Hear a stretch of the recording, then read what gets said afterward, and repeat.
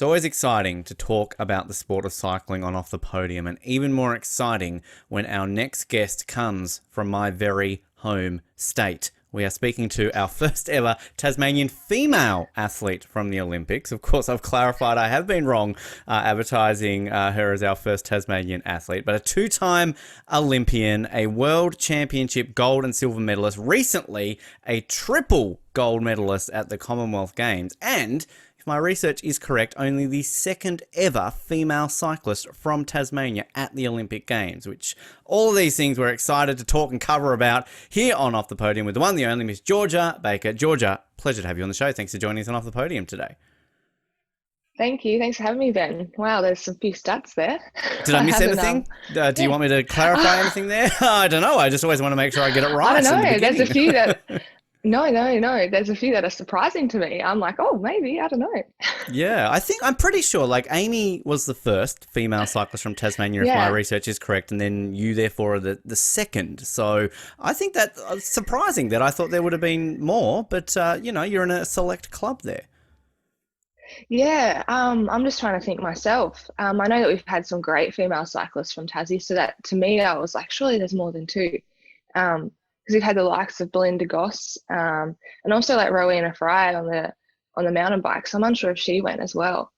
I know that she was very close. But yeah, we've had some great Tassie athletes come through.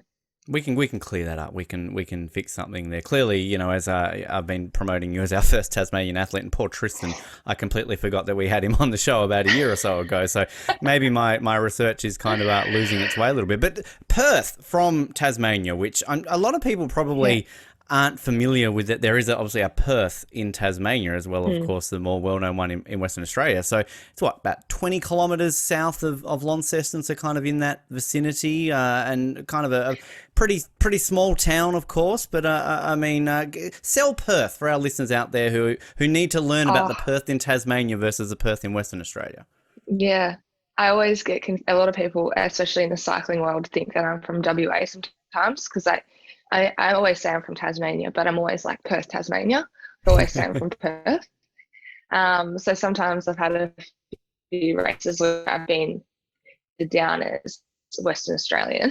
um, Wow. that was more so when I was a junior. But no, Perth's a very small little town, and I've grown up there for most of my life.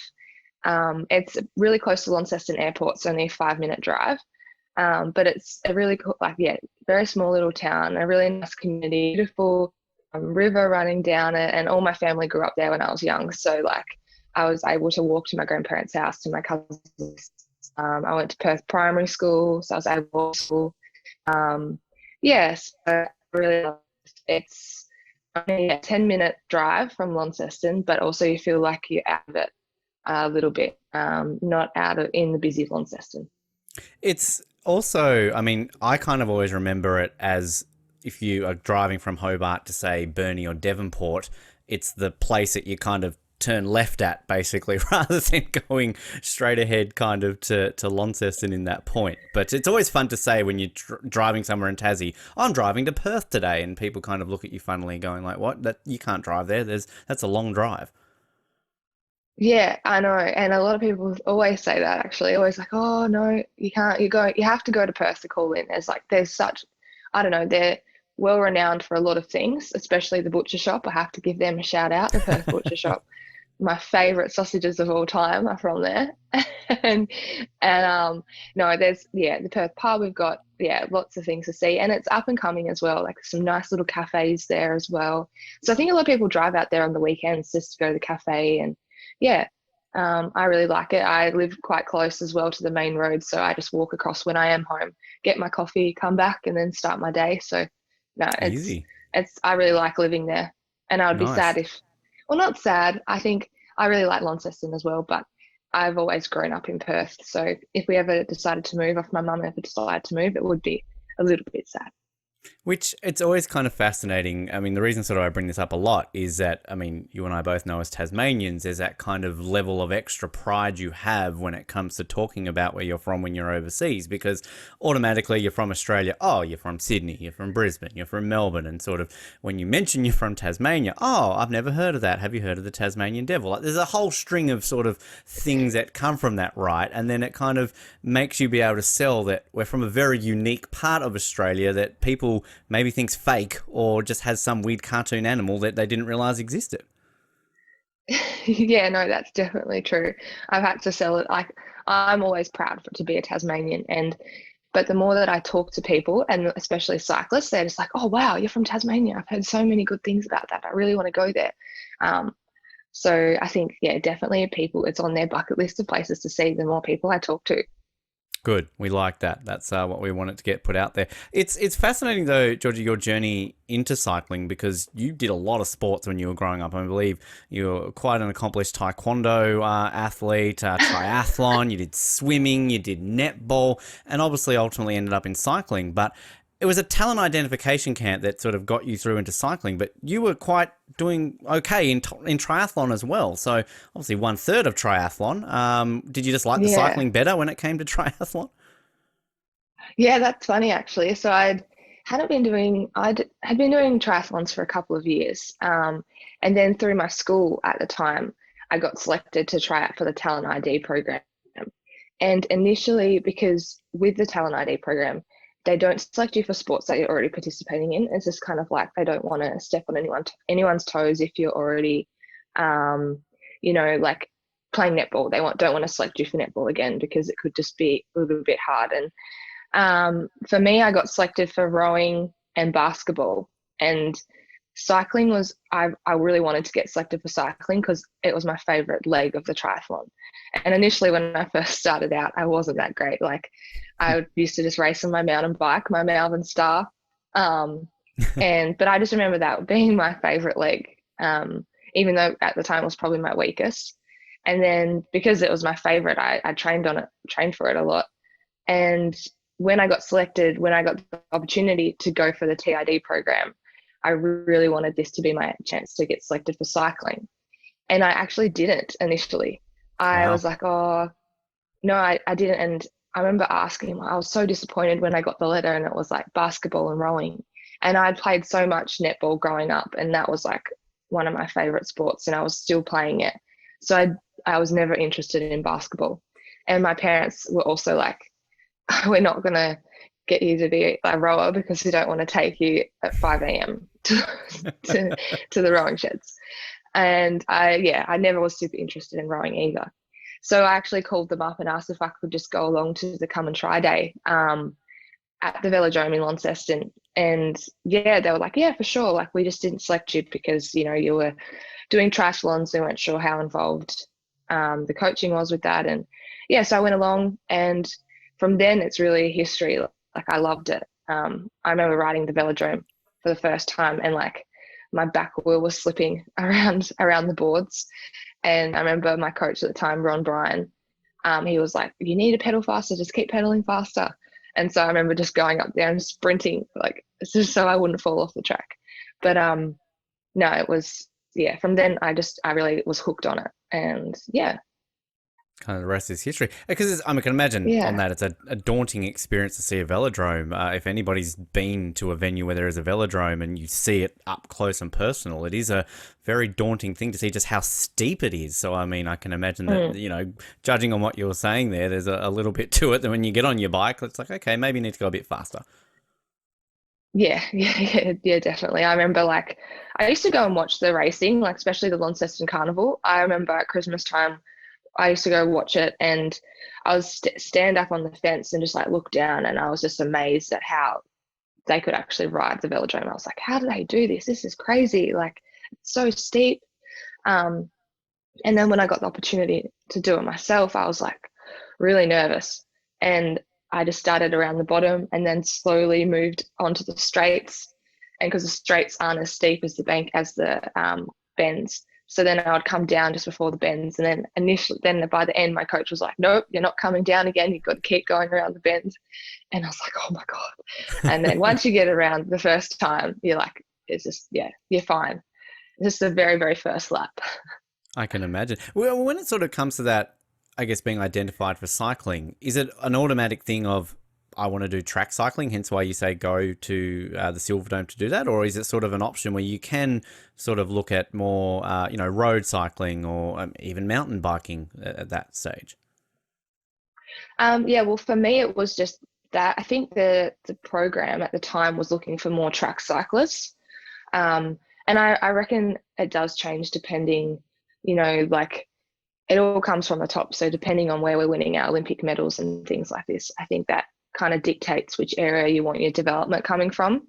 Um, but also in saying that, I was selected as a track cyclist, but an endurance cyclist. So I would never just only was on the velodrome. Like I also trained a lot on the road, and a lot of my training was also like a road racing. And it was I had to go and represent um, my state and also, Tasmania at the national championships on the road. So I had the opportunity to do both, which I was lucky to do. Which, I mean, we obviously just saw at Birmingham. You did all right kind of in both of those to get a couple of gold medals. Because I don't know if I'm correct in saying this, but it doesn't seem like many people cross over much. I sort of remember growing up a little bit more, maybe watching the Olympics, that it seemed to be a lot more people. But I mean, is that a case now where it's not as common to see sort of a track cyclist giving a crack at the points race or the road race as they maybe used to? Yeah, I think there was a time, like a few, like this last kind of two cycles, like two Olympic cycles, where it was very much so you're a track cyclist or a road cyclist, and that was kind of what you focused on. And I think um, being from Australia, it does make it in some ways a little bit harder and challenging to do both, because if you wanted to fully focus on the road, you have to be in Europe, because this is where the racing is, and the racing is so different than Australian racing. So you have to be living in Europe. But at the time, our track program is based in Australia. So it's really hard to juggle both. It's impossible to go to and from Australia and travel for racing.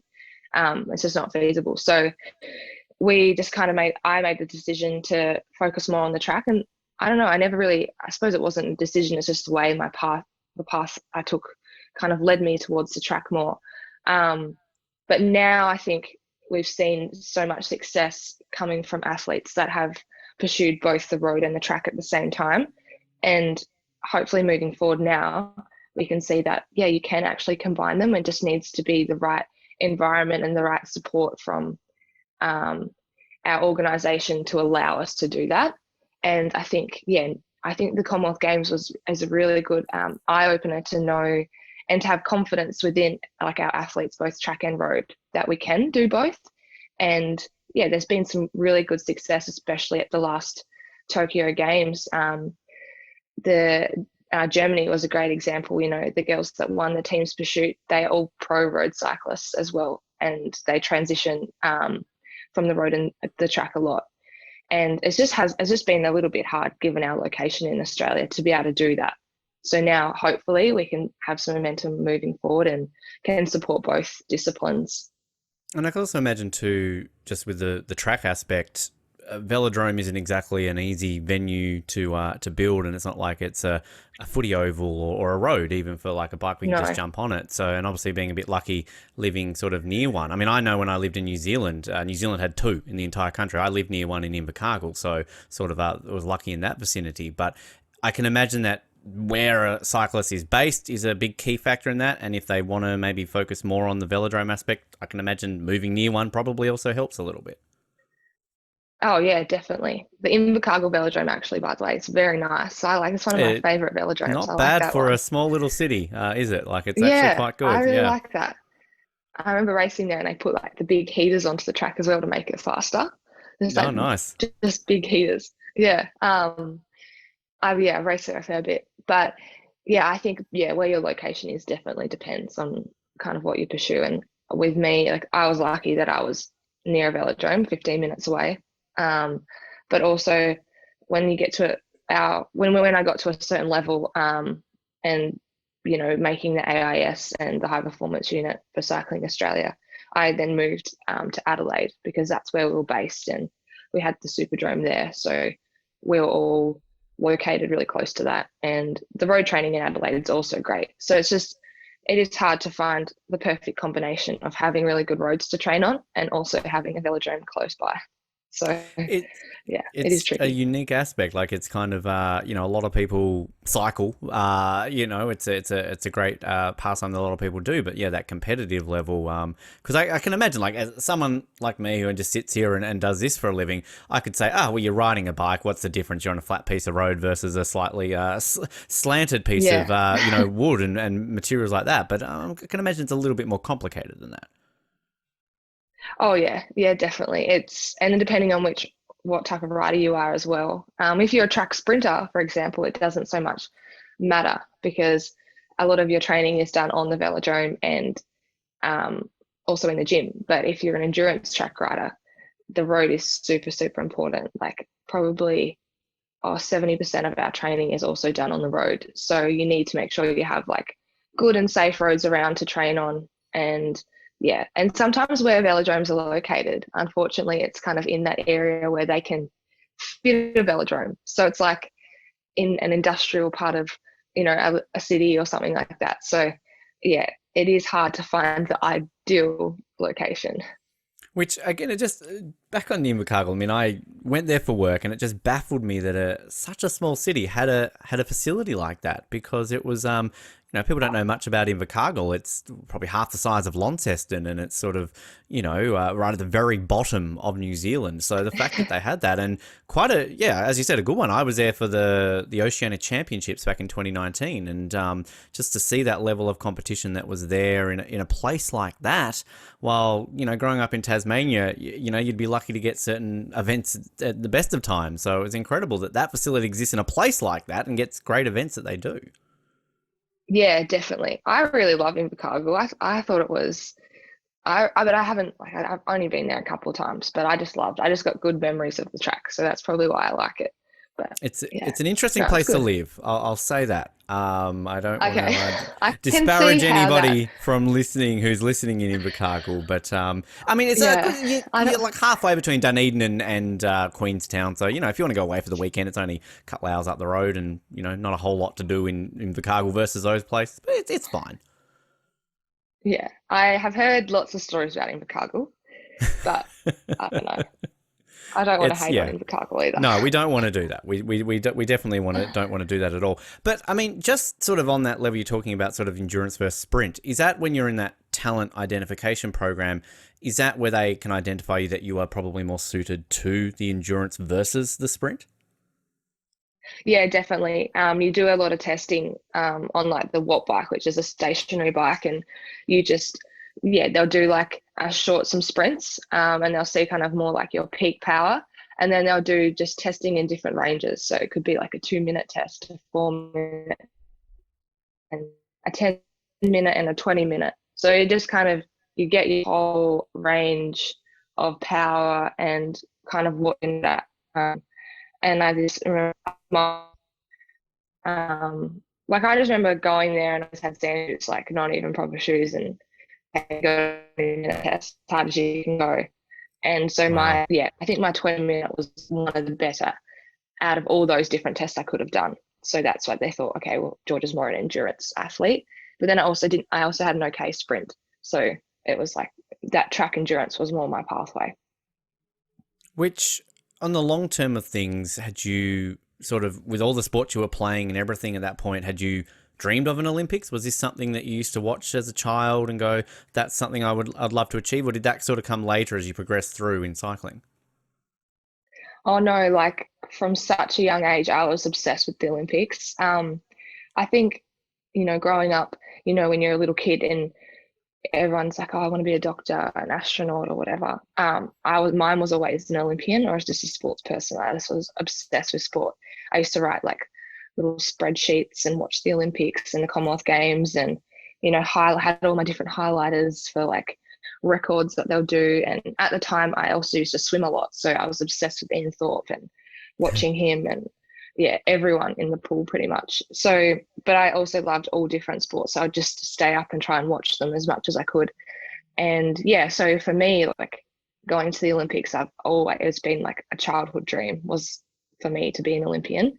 Um, so yeah, and I never knew, like I always played netball and I knew that that was never an Olympic sport, but it didn't really, like it never crossed my mind that, oh, what I'm doing, I'm not going to go to the Olympics because I only did things that I really enjoyed and really loved.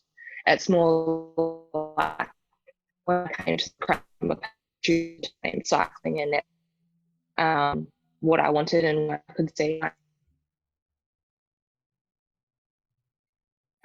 enjoyed more and where I could see my future going. That's where I kind of went more in the cycling direction. Which I could also imagine too for most children who were around for Sydney. You're obviously what, about 6, I think, during Sydney Olympics. I mean, is that something too that kind of spurs that on a little bit too? Do you remember much of the Sydney Olympics at all? Yeah, I remember we were in Sydney at the time on a family holiday, and I remember like we never. I don't think we got to. I was really young, but I remember some things. I remember I got a collectible Barbie doll that was dressed in the Olympic Nice. uniform.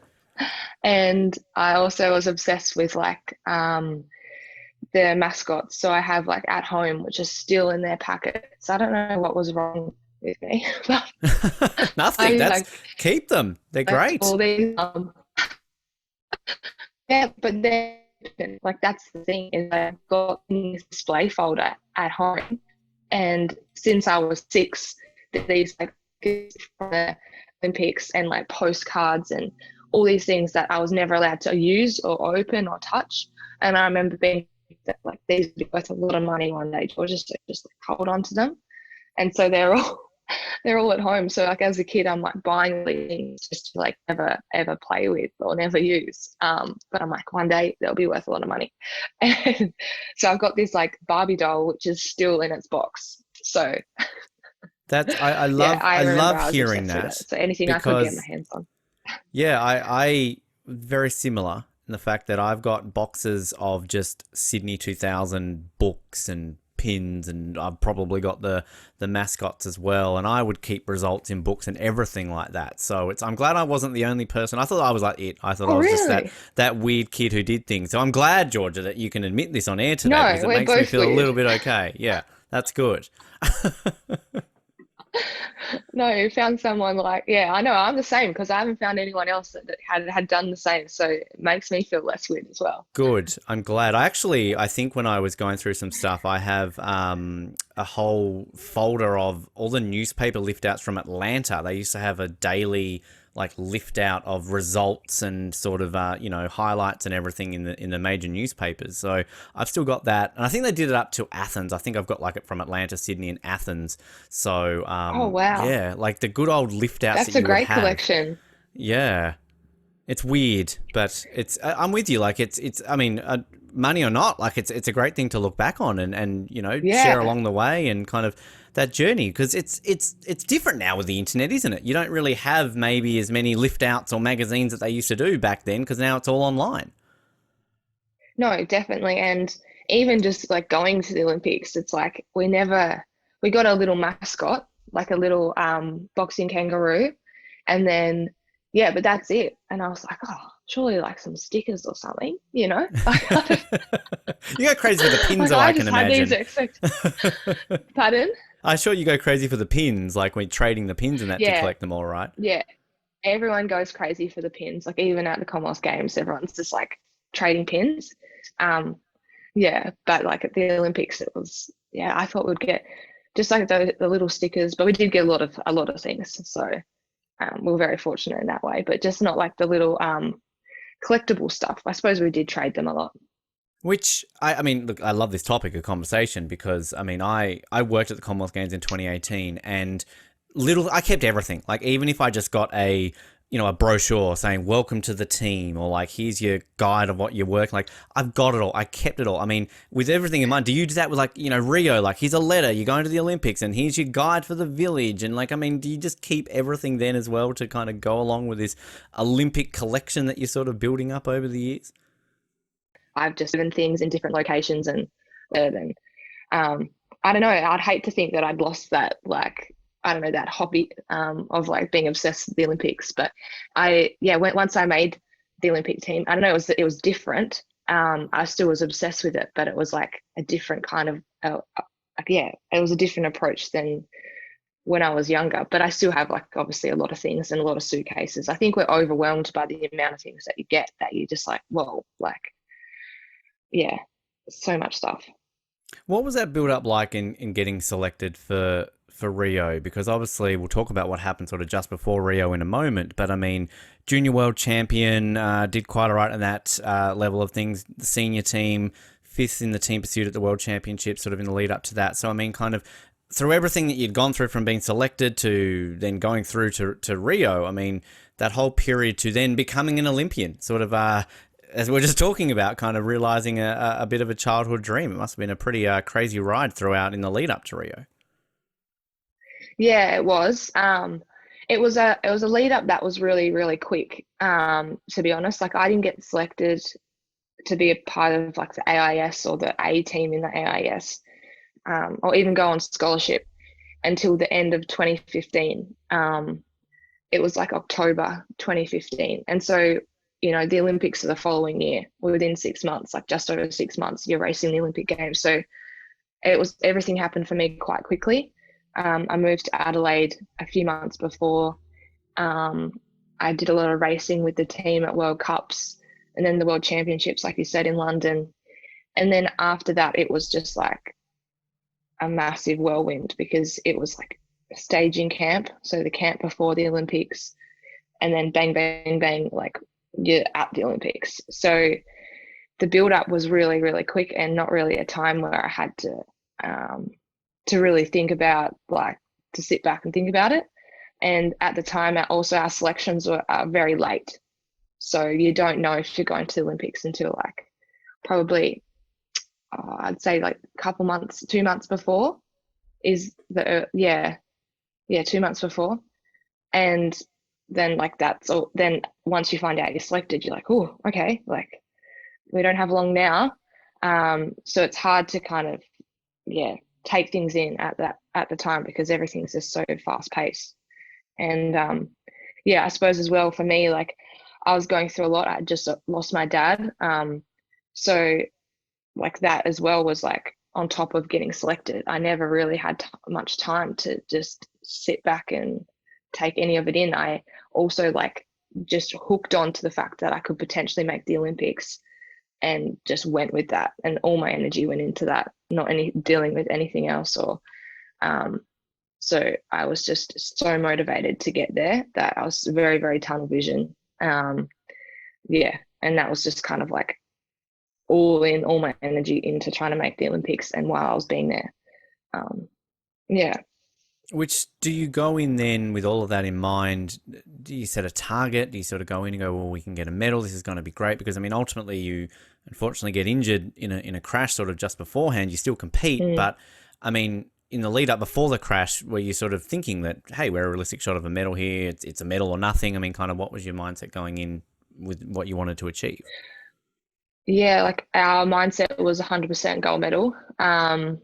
It was nothing, like no if buts or maybes. It was a gold medal. And I think because the team, not in the 2016 World Championships, but into the 2015 World Championships, the team won gold. So they were world champions in the team's pursuit.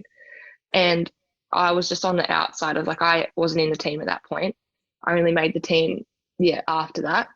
And so the team was quite confident because we had the results there fast and really well. Unfortunately, definitely impacted our performance. But to some, you never know to what degree. But it was definitely all in for the gold medal, and we knew that we had a really good chance at it. And so I don't think anyone on the team was thinking anything other than that. So how tricky was it with the crash then? And maybe explain just a little bit sort of what happened and sort of how that then eventually affected your performance in Rio. Yeah, so actually the crash was my fault, which is really hard. Was really hard to to deal with.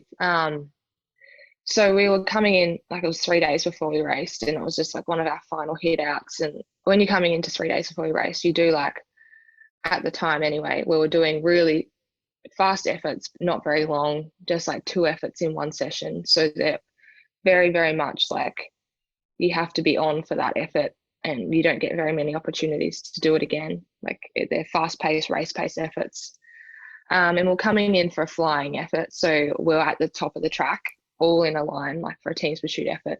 And then you come down just before the bend, and then you start your effort. It's just like you, instead of starting from a standing start, you have the momentum from the top of the track. And as we're coming down, we're just like, you get a really good run at the wheel coming down into the bend, and everyone's kind of tucked in into the aero position before, as you're coming down to the track. And I think I was third or fourth wheel at the time, and I remember just like tucking in, and then I must have got like them. You're sitting very, very close to the wheel, and there was a surge, and I just ran at the wheel. I had no opportunity, no chance to move. I just remember like hitting the back of the wheel really quickly, and not really any time to be able to like move and not hit the wheel.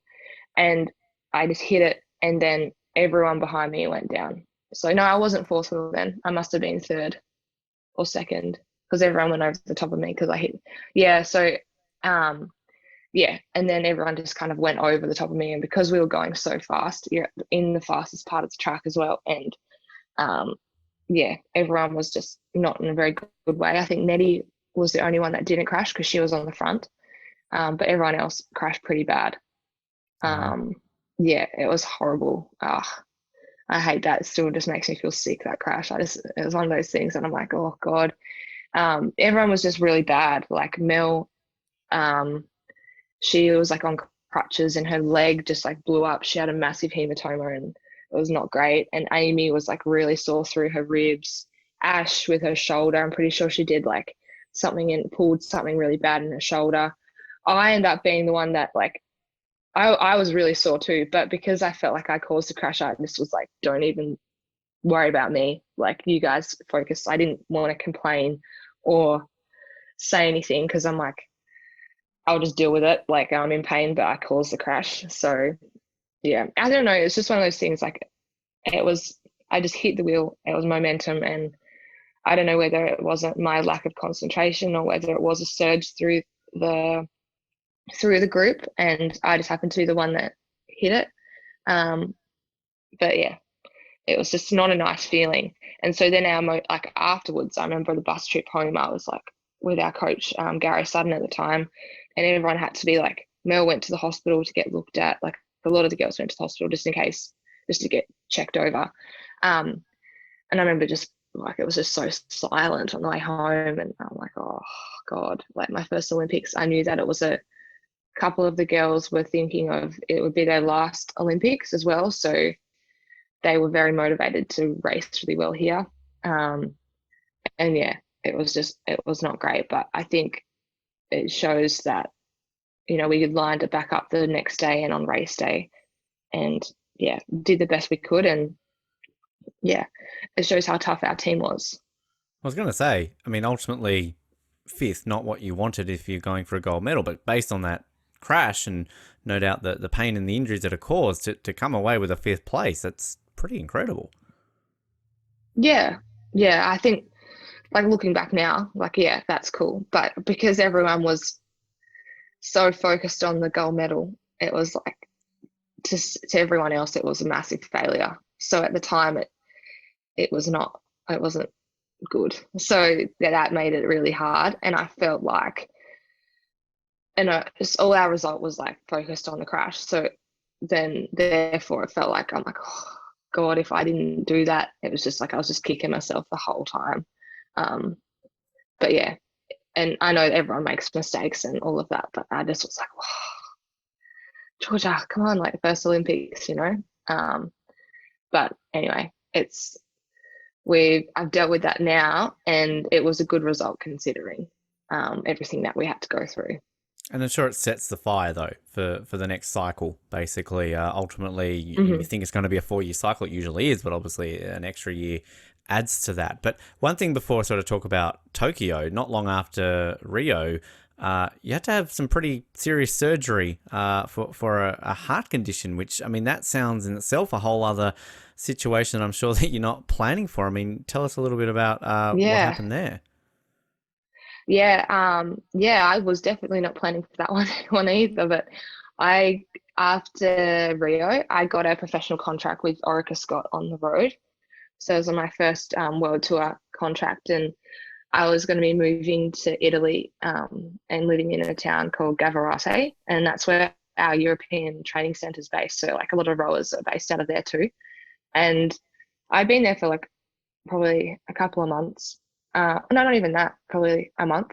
And it was one of my first races was the Tour of Britain. And I just remember like racing it and just feeling like I was having a heart attack. It was the stage one in the neutral section. So just like super easy. The race hadn't even started yet. So it's just like 7 kilometers of, the whole peloton just riding through the towns kind of. And it's just kind of your appreciation to the fans that have come out to watch. Um, and so it's super easy. Everyone's just rolling together behind the car, and yeah, my heart rate was just really high, and I was like, oh, I know it's my first like big race, but I'm not really like that nervous. And yeah, I was nervous, but not like 170 beats nervous. And then I would just like chill, my heart rate would just drop a bit, and then it would like come back up, and then I'd go up like a little climb, and it would like really peak. And I felt like it was like over 200 then, but I just couldn't see from my Garmin what it was. Um, and yeah, so then I told a couple of my teammates and was like, look, I'm not feeling good. Do I tell the DS, which is our sport director, who's in the car following? And and I didn't want to do that because I knew that any issue with the heart, they're just going to be like, pull in, stop. And I didn't want it to be like me, like over exaggerating, or mean like not thinking, is this actually something? Because if I say, then I won't be able to start the next day, and we've got a long tour ahead. And I don't want the team to be like a rider short. So then I was like, just kept going for a little bit longer, and just kind of thinking about it and monitoring it. And there was just like one little climb I went up, and I was just like, oh my God, like I had a really horrible feeling through my chest. And I was like, no, I need to stop. Like, this is not right. Like, I just realized that, Georgia, don't be silly. Like, this is like, don't push yourself. And I think I didn't want to be too stressed about it, because given my dad had passed away from a heart attack as well, I didn't, that was also in the back of my mind.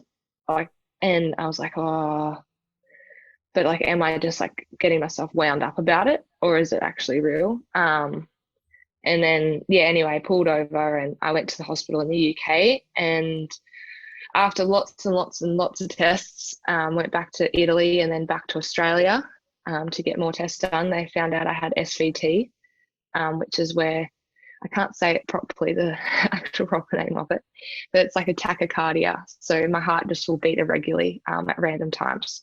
Wow. And that's And crazy. It's such a young yeah, age too that gets discovered.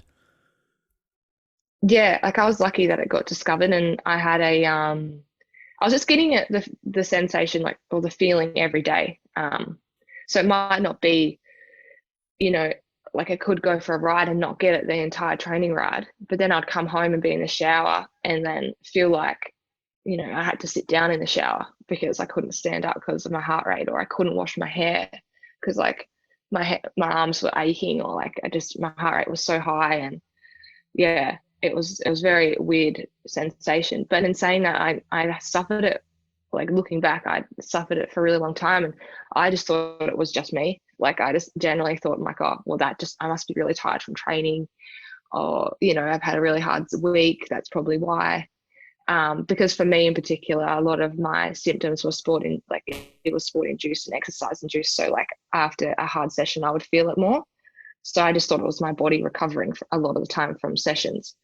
But when I had an ablation, so an operation just to remove to burn out the little section of my heart that causes the short circuits.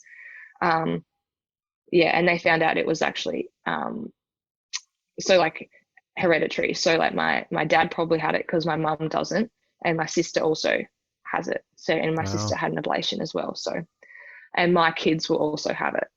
Wow. Jeez. That's, I mean, Yeah. positive that you can sort of find that and sort of know that now, so that obviously, yeah, for your children, that you can sort of, I guess, be warned or know that sort of there's going to be a period where that goes there. But Mm, I believe you hit training 2 weeks after surgery, and then less than a year you're at the mm. Commonwealth Games. So I mean, did it sort of slow you down? Was it a simple procedure enough that you could just literally get back on your bike and kind of pursue the cycling dream more? Yeah, it was like I was very, very unfit, like, because I had all these tests done, and everyone was very like cautious with me about not riding because of everything that happened with my dad. They just wanted to make sure that it was all well and good for me to be able to train hard and all of this. So I was very unfit, but I had, like, given the time frame of having the operation and then getting back into training, it was, yeah, like 2 weeks max. Like, I remember I had to have a week off, and that wasn't even because of like giving my heart time to repair. It was because I had wires going through my groin, so they needed my leg to stay like completely straight for a couple of days, and I wasn't allowed to be in um, that position like you are on a bike. So I just had to wait a week, and then after that, I was able just to like get straight back into training. And because I was so unfit, I just had to take things really slowly at the beginning, and then yeah, I was, yeah, full steam ahead after that. Crazy to think that that can happen. And sort of in the lead up to Tokyo, as I said at the top, world champion 2019 in the team pursuit. You get silver with Amy in the Madison as well. Which I got to say, Team Tasmania. I mean, go you, good thing that you and Amy can go out there and be part of the team pursuit and then win a silver medal on the world stage. I mean, I bugger the medal for Australia. Can you just like classify that as a Tasmanian medal instead?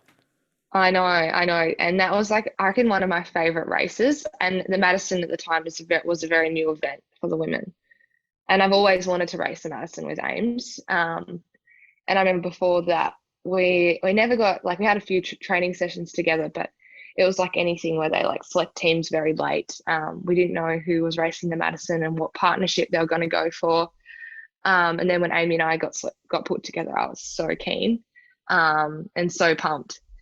And yeah, I remember it was such a hectic race. It was like crashes left, right, and center. And we got through, I think my foot might have unclipped it very early on. It got unclipped. And so I had to try and get it back in quickly. And there was just like so much going on. But to get silver was pretty cool. Obviously, I would have loved to be world champion with Ames, but silver was pretty impressive, and we were happy with that. Was it a bit disappointing then? Obviously, with everything that got delayed, Amy didn't go to Tokyo. I mean, you do the Madison obviously with Maeve, but I mean, no disrespect to Maeve, she's a guest on this show. We love Maeve, but I'm sure deep down we're like, oh, Team Tassie, Amy, this would have been good at the Olympics.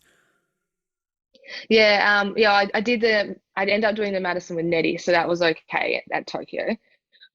And that was good. I just never, like with Ames, I knew that like the the extra year, and Amy has been like a phenomenal athlete for, and for her whole career. She's never really not been an athlete. Like, she's always been in the high performance unit and always at the top of her game, so successful. So for her, it was like, um, like, it was a year. A year is a huge thing when you're getting towards the end of your career. And I think it's like full credit to Amy for like being bold enough and brave enough to be like, look, I'm really like not enjoying it. Like, I'm not in it. My head's not in it. My heart's not in it. And I don't think I can get the most out of myself. And it's not fair for my team if I just push through and I'm not fully enjoying myself. And that's super brave thing to do. And I think we all really respected her even more. Like, obviously we would have loved her there as well because she's super strong. Yeah, but we're all really, really close friends as well. And so we were we just care about each other, not just as athletes and what they can do on the bike, but if they're happier doing that, and, being happier in life and your general well-being is a lot more important. So yeah, we were more than happy for Ames to do that. And it was really inspiring actually for a lot of people because it is a really hard thing to do, I reckon, Hmm. with only a year left to go. And a lot of people are like, what, only a year to go? Like, can't you just hang on? But yeah, when you know your time's up and you've had enough, you've had enough. And yeah. Yeah. Which is, it's all the stories you hear sort of the athletes who, ultimately a year helped them, maybe helped them to win a medal. That's what they needed or things like that. They're ultimately, yeah, as you say, the other side of the story is a lot of athletes just couldn't commit to that extra year. And it's a life Hmm. choice too, isn't it? When it comes to the fact that, you're wanting to have a life post a professional career, start a family, all those sort of things. So I can imagine it's all those decisions that go through your head about, yeah, whether you want to commit to another 12 months on something you shouldn't have to be, given that generally you Mm. would be competing in that year. Yeah, definitely. Yeah, I agree with what you said, and it is hard. Which, just on Tokyo itself, I mean, fifth again in the team pursuit. You beat Italy again, so I mean, obviously traditional rivals there clearly in the cycling. But I mean, was it a similar situation going into Tokyo, that it was sort of hopes of a gold? That was sort of where the team was at, and I can imagine if that was the case, leaving with fifth is clearly a bit of a disappointment. Yeah, yeah, Tokyo was pretty hard. Like we also had the same expectations going into it. Um, I think I learnt from Rio that you just can't like completely just focus on, like it's not like you can't just focus on getting a gold medal, because if you do that you always end up so disappointed, and you just got to focus on the processes and still really enjoy it, and whatever, like if you give your best, whatever comes, I know it's super cliche, but whatever comes out of it you should be satisfied with. But um I think Tokyo was extra hard because 2 weeks before we left for Tokyo, we did some trials in Brisbane, which is where we were having our staging camp, and we actually broke the world record in training.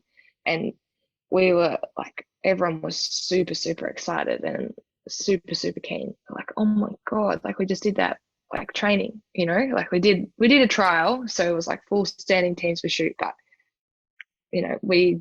we thought, well, this is really good. Like everyone's really positive and moving forward. And once we got to Tokyo, I think we just got our training really dropped away. So potentially we're a little bit unfit when we raced, and yeah, things just didn't come together like we had hoped. And that was just harder to deal with because I think everyone was super excited. Mm. Um, and yeah, Which there was a again, little bit harder. which I mean, back to what we're saying about Rio though, the hunger, which again, fire lit underneath. I mean, it seemed to work a little bit there in Birmingham, but I mean, does that push you towards Paris? Given that also, I guess the weirdness about having a 5 year gap between one Olympics is now we've only got a 3 year gap. So at the time of us recording this, Mm, it's less than 2 years to Paris. So is that kind of just drives mhm. you even further towards another Olympics? Yeah, it does. And I think now that I definitely needed a change after Tokyo mentally from the track. And that's why I went onto the road, and I'm now riding with Black Exchange Jayco on the road, and which is a women's professional team. And I really needed that change because I was just over the repetitiveness of the track in Adelaide and going to the track at 9, back home at 6. Like I needed to switch things up a bit. And yeah, so now based in Europe doing that, um, yeah, racing the road. But also now that things have changed and maybe given our results in Tokyo, um, the outlook in which we approach some races is quite different as well. So we are supporting, athletes that race the road that also want to race the track. So I'm able now to still live over here and race for my professional team, but also I'm able to go and race some World Cups, but I'm not required to be in Adelaide, 24/7. Hmm. Just because we found out that potentially like the road may help the track as well, and given the fitness and everything you have from the road, transferring back onto the track. This year was a bit of a trial year to see how that would go, and I think it's been pretty successful. So hopefully, yeah, for the next couple of years going to Paris, then yeah, we can continue this kind of momentum and be able to do both the road and the track, because I think they do definitely help each other.